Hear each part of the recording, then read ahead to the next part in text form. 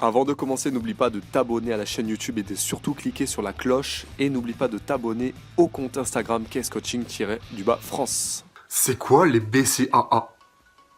Salut, c'est Kevin KS Coaching, j'espère que tu as là. Donc aujourd'hui, on va parler de compléments alimentaires, les BCAA, donc qui sont en fait l'appellation d'un terme anglais dont tu t'en fous. Et en gros, ça veut dire acides aminés, mais pas n'importe lesquels, parce que c'est des acides aminés en chaîne. Donc voilà, avant de commencer cette vidéo, tu vas télécharger 9 recettes pour la prise de masse musculaire parce qu'on va parler d'alimentation. Et tu vas comprendre que oui, les compléments alimentaires sont efficaces, mais l'alimentation est encore plus parce que si t'as pas l'alimentation qui va avec, les compléments ne servent à rien. Donc télécharge les 9 recettes pour prendre de la masse musculaire et ensuite on en reparlera. Ok? Donc les BCA c'est quoi? Très rapidement, vidéo très courte.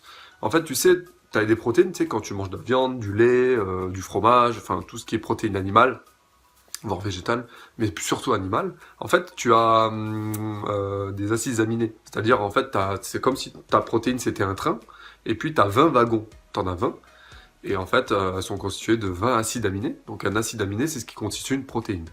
Ok, une protéine, c'est un macronutriment. C'est pour ça qu'il est constitué de micros. Donc, bref, les BCAA, en fait, sont constitués de 3 acides aminés parmi les 20. Et ils sont constitués de 3 acides aminés que tu es obligé de manger. D'accord? T'es obligé parce que le corps ne les produit pas lui-même. Il est mal foutu ce corps. Et donc du coup pour le muscle, quel intérêt ça? En fait parmi ces 3 acides aminés, eh bien ça va améliorer tout un tas de choses dans ton corps. Mais en fait tu les as déjà dans l'alimentation. C'est juste que là on les apporte en complément alimentaire, tout simplement pour compléter et apporter un supplément. Donc un supplément alimentaire ou un complément alimentaire. Donc ça améliore évidemment la reconstruction du muscle, la synthèse des protéines, c'est-à-dire que ça va catalyser, c'est-à-dire accélérer en fait la synthèse des protéines. Et donc du coup, on l'utilise pour avoir plus d'endurance, plus de force musculaire, et plus ensuite d'anabolisme, c'est-à-dire de reconstruction musculaire. Ok? Tu sais que l'anabolisme c'est super important pour pouvoir être musclé, et il faut pas être en catabolisme, c'est-à-dire sécréter du cortisol, et ça on n'aime pas. Donc en fait, il y a la leucine qui est un acide aminé qui est super cool, l'isoleucine qui ressemble un petit peu, et on a aussi la valine, qui est un acide aminé d'ailleurs, qui est parmi aussi les indispensables. Donc, est-ce que c'est indispensable de prendre des BCAA? Et quand est-ce qu'il faut les prendre? C'est pas indispensable, tout simplement parce que dans l'alimentation, si t'en as assez, si t'en apportes assez via l'alimentation, t'en as pas besoin. Maintenant, il y en a peut-être qui voudront en prendre un pour se rassurer, parce que c'est très bien que les compléments alimentaires, ça joue beaucoup dans la psychologie, ça fait un peu, entre guillemets, pas placebo, mais ça y joue beaucoup, ça aide beaucoup. En tout cas, c'est une aide extérieure non négligeable. Et en plus de ça, voilà, ça va vraiment t'aider, encore une fois, à reconstruire, à améliorer la synthèse et à hypertrophier, encore une fois, au niveau des muscles. Mais ils sont pas indispensables, parce que si tu as une bonne alimentation, encore une fois, eh bien, pas de souci. Surtout, tu en as beaucoup dans les produits laitiers, de ces 3 acides aminés, donc tu peux les prendre, il n'y a pas de problème là-dessus. Ensuite, quand est-ce qu'il faut prendre des BCAA si toi t'en achètes? Le mieux, ça serait, voilà, en général, ils le prennent avant l'entraînement, pendant l'entraînement. Il y en a aussi de temps en temps après.